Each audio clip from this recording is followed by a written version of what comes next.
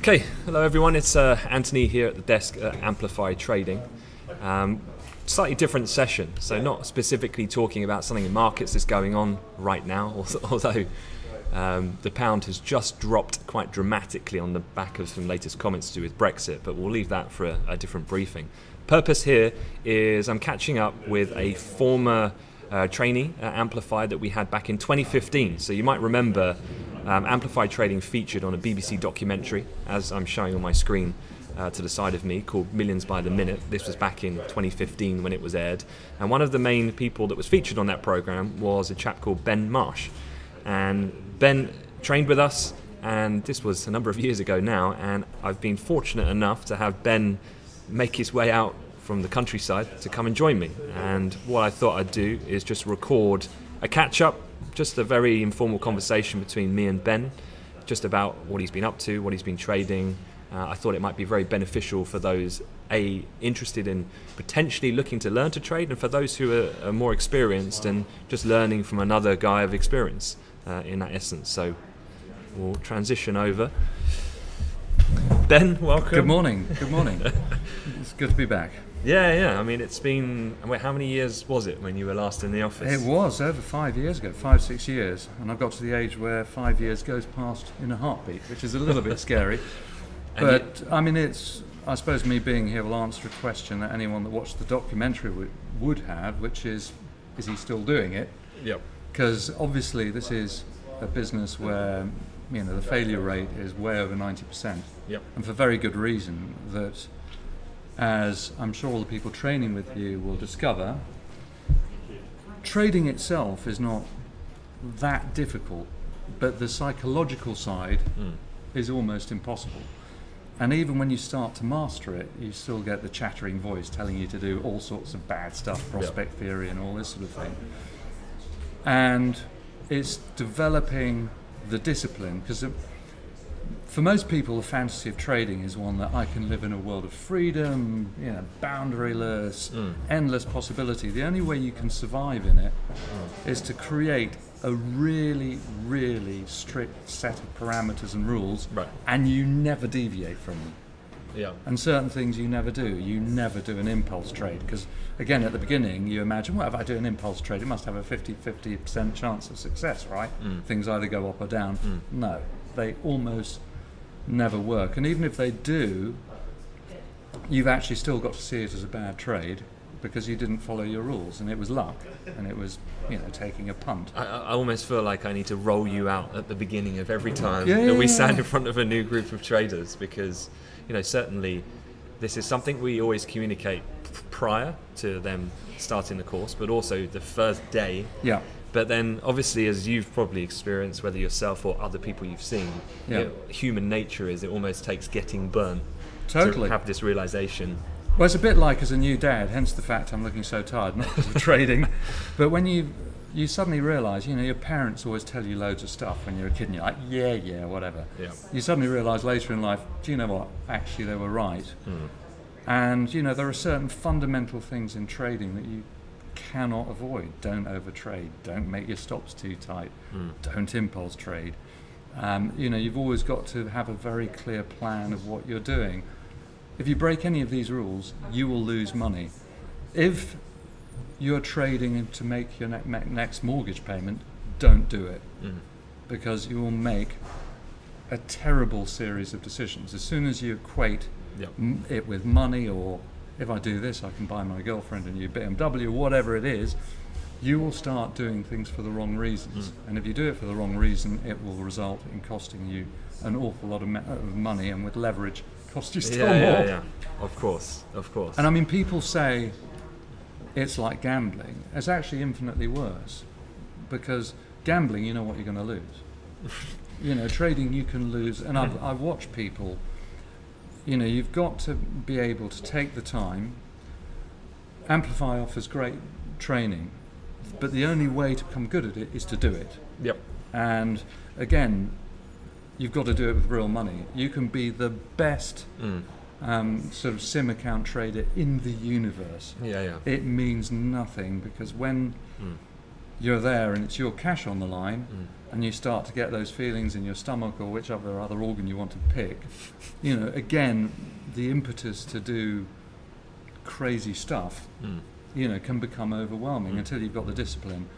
And you need the length of time to be able to see it as a steer. You know, for example, if I'm trying a new setup, I'll set myself 25 attempts at it, and I'll look at a period of 25 attempts of that setup to see if it's worthwhile. Right. Now, clearly, if the first 18 don't work, you say, yeah, they're not looking so good.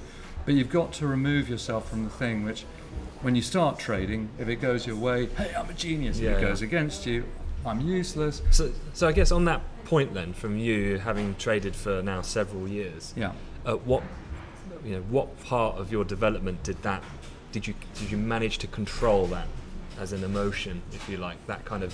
Well, it's an ongoing battle. You become better at it, but it's always there.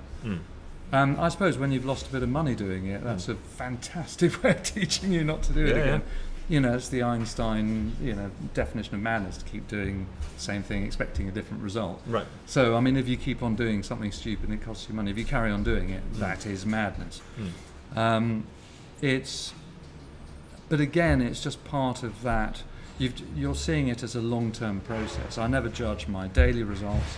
I'll never look at less than weekly, because I said to you in a conversation earlier, I do a lot of meditation, and the more I do trading, the more it's the equivalent to my meditation. You've got to have absolutely no opinion, and you've got to have no ego. As soon as you invest ego in your belief, the market should do this, basically because I say it should, then you're cooked. Because the thing is, you know, at university I was taught classical economics, and it's lots of rational individuals making decisions in their own self-interest, which is complete bollocks. You know, and there you go. The economic police have come to take me away. I think Oxford University must be on the... Yeah, I've got a lot of middle-aged dons who are going to come and give me a kicking. Okay, so just not to panic, everyone. We're safe and sound. But, you know, we all know that it's... I mean, for me, markets are looking at pulses of fear and greed. And you get all sorts of groupthink, and you get the fact that a move will confirm itself, and then you get all... And the secret to doing this well... And first of all, you always enter a market when it's quiet and get out when it's noisy. You know, because I mean, all the suckers come in at the end of the move. You know, you get the FOMO thing, and everyone goes, "Oh, I'm missing out." Right. The great thing is, on my screens at home, I've got 38 markets. So I mean, there are constant moves I'm missing. You know, so I couldn't care less. Well, I guess on that point, so just so the audience is a bit more familiar with, well, I guess two things. What is it specifically that you trade now, and also how do you trade? Right. In terms of, so at Amplify, we obviously start the training process with a global macro overview, cross asset class, using fundamentals and technicals. But how do you develop that for yourself? Because it's a very individual thing, I know. When I left here, and I say, you know, just to promote the brand, Amplify gave me a fantastic grounding, but I then spent a year deconstructing it and finding that it's something that suited my personality. It's essential that you find a style of trading that suits you, and a market that suits you is equally important. I mean, for example, personally, because I trade futures, I trade oil and gold very well. Well, he says modestly. I trade, you know, I make money doing it. I'm good with US indices. For the life of me, bonds I cannot trade at all. And as Clint Eastwood famously says in a Dirty Harry movie, a man's got to know his limitations. And could I learn to become a good bond trader? Maybe, maybe not. You know, I'm already a middle-aged git. I mean, life's too short. If you find something that works for you, you know, I'm not here seeking as a thrill seeker. I'm here to earn some corn. Because you go through, everyone goes through this transition. We all do the same thing. Early in your trading career, you seek complexity. As someone who uses a lot of technicals, I'll just get that one more indicator. You know, that will reveal everything. And you end up piling loads of stuff on your screen. As you become more experienced, you have to strip it all down. Because for technicals, you need volatility, volume, oscillator, and something showing a trending market. Because, I mean, at the end of the day, the first thing you've got to know when you come in the morning is what is the market? Is it trending? Is it choppy? Is it range bound? If you don't know that, you've got no chance because, you know, as you know better than me, something that works brilliantly in a trending market is catastrophic in a reversion to the mean market. And that's what we were talking about earlier, was this idea, I think, when you come in to rationalize and put into context that day, and that every day is unique. Yes, there is as I will teach people, there's a kind of a hierarchy of macro themes. Like the ongoing trade war will be present and apparent for a number of months, but the point is that it goes through this ebbs and flows. We just had a Brexit comment come out. If the pound drops 2-3%, all of a sudden that becomes a focal point for sentiment. And so every day, like you're rightly saying, it's almost this evolution of being confident in the fact that actually I can adapt to the market conditions. But I guess this is experience. And also it's a great thing. I mean, why, if you can get it right, trading is a great career, particularly in the environment we're in. I was saying earlier, I don't tend to trade August because it's very light volume. I mean, because I do a lot of swing trading, but in August I shorten my time frames because obviously low volume, you'll get lots of random spikes, stuff chops around all over the place. If you catch a move, it will tend to be short-lived. As I say, you've got to know your markets, you've got to know your strengths. And don't try and do too many different sorts of trades. You've got to find a couple of things that work for you. There are guys that have extraordinary careers doing one thing, and that's great. You know, as I say, I have a wife, 2 kids, and an expensive lifestyle to support. You want something that you can feel confident at the start of the month. Actually, I'm not going to end up having to give my house away. And so then this leads on to kind of the main point. It's like what you finished there. You want to be confident. Yes. And actually, that is the, you know, as long with, of course, discipline. But having the confidence, this is what really will define performance. And it is. Like with anything, like with the top elite athlete, you know, they're all very good. Yes. But the difference between the winner and the loser is a state of mind often rather than a technical performance. But it's got to be reasoned confidence. It's not, you know, I meet a lot of people have an awful lot of confidence in themselves, which is not borne out by anything with the real. But I mean, at the end of the day, you're playing probabilities and you've got to set yourself up. I mean, for example, one of the best lessons I learned here, because originally when I traded here, we were given full futures contracts and you had to start with one contract and set the other. You had to focus on limiting risk, which meant my stops were far too tight. And the biggest way to, or one of the key ways of losing money is to have tight stops, which may sound counterintuitive, but you know, at the end of the day, when you're looking for a market to drop into a zone that you can enter, it's a range, and you've got to be prepared to take some heat. You've got to be prepared for it to move against you a bit, and you know, if necessary, scale in or whatever. But just so that you can enter a market with a high probability of it working in your favour, or a probability that works financially at the end of the month. Because I mean, this is a game of probabilities at the end of the day, and the part of it's like another key lesson that's interesting is, and again, an advantage of being slightly older is, you know, Oscar Wilde said experience is the name we give our mistakes. The only reason you have some wisdom later in life is not that you're any smarter, but you've made every mistake in the book and you've turned around and gone, do you know what? Actually, that doesn't work. A key thing people can do, say you have a 10 grand account and you make 50% in 2 months. The natural thing people think is, if I put 100 grand in there, I'll also make 50%.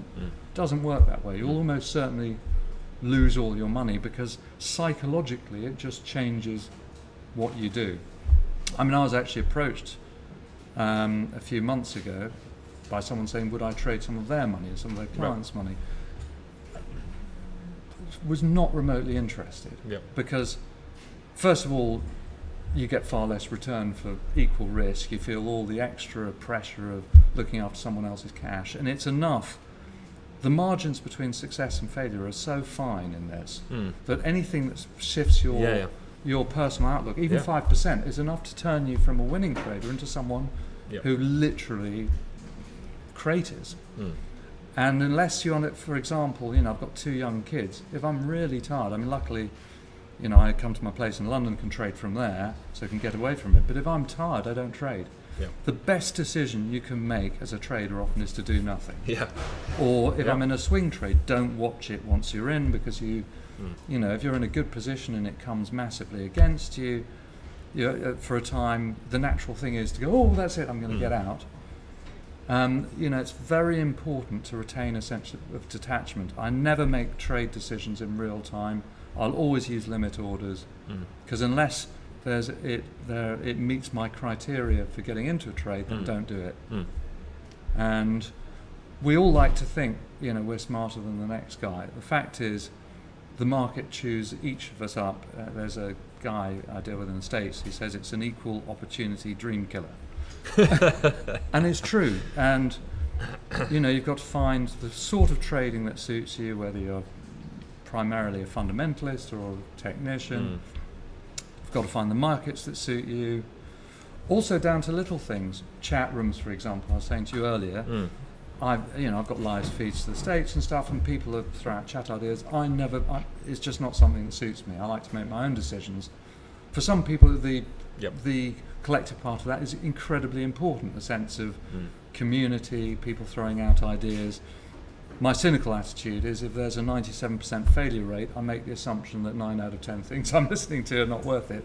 But they're both equally valid views. It's whatever suits you. If you're someone that likes being a lone wolf, you know, then you must follow that path. Well, if you're someone that needs that group vibe, then follow that. And I think it's like you said a moment ago about, I know it's a bit cliche, but it's understanding self and what your strengths and your weaknesses are, and how you operate, what's your emotional cues, and all these different things. But it is a journey in itself. It's a bit like the Conrad novel, Heart of Darkness, that was then turned into Apocalypse Now, and it's about someone journeying down a river in the book Darkest Africa to find an evil General Kurtz, but it's actually a metaphor for a journey into your own soul, to look at your own heart of darkness.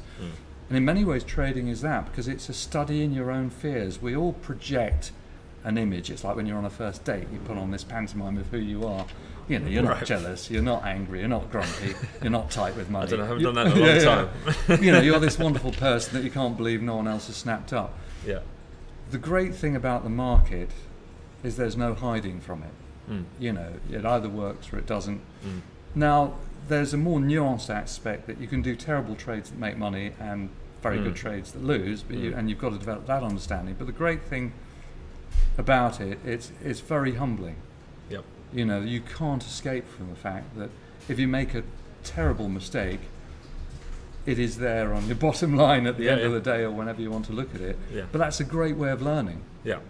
Actually, I mean, it's almost like that's actually what I love about markets. It's like, even from my role, which is more, I guess, from an analysis point of view, it's the fact that, you know, you're accountable in terms of you have a view, and I have to express my reasoning behind it, and then it either works or it doesn't. I'm either right or I'm wrong in that sense. The same for a trader. It's that instant payoff.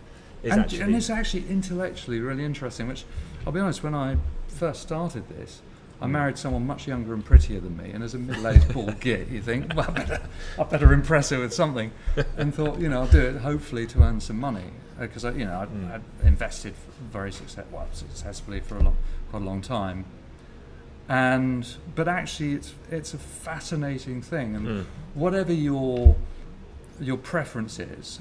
Some people are very highly mathematical and will look at it as a series of algorithms or whatever. I'm not. I obviously use maths when you look at hourly price movement ranges or daily price movement ranges and factor that into your entry points and exit points.